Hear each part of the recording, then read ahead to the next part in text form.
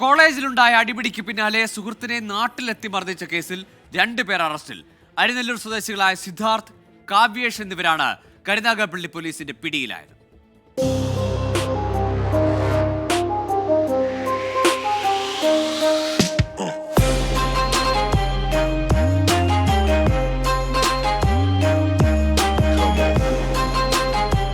കരുനാഗപ്പള്ളിയിലെ polytechnic കോളേജിൽ വെച്ച് വിദ്യാർത്ഥികളായ പ്രണവും അൻസിലും തമ്മിൽ തർക്കമുണ്ടായി.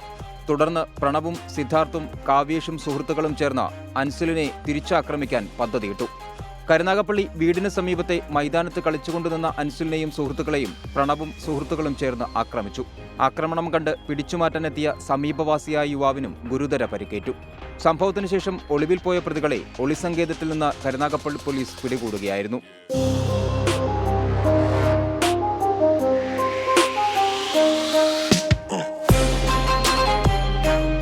ശാസ്താംകോട്ട, കോവൂർ, അരിനെല്ലൂർ സ്വദേശികളായ സിദ്ധാർത്ഥ്, കാവ്യേഷ് എന്നിവരാണ് കരുനാഗപ്പള്ളി പോലീസിന്റെ പിടിയിലായത്.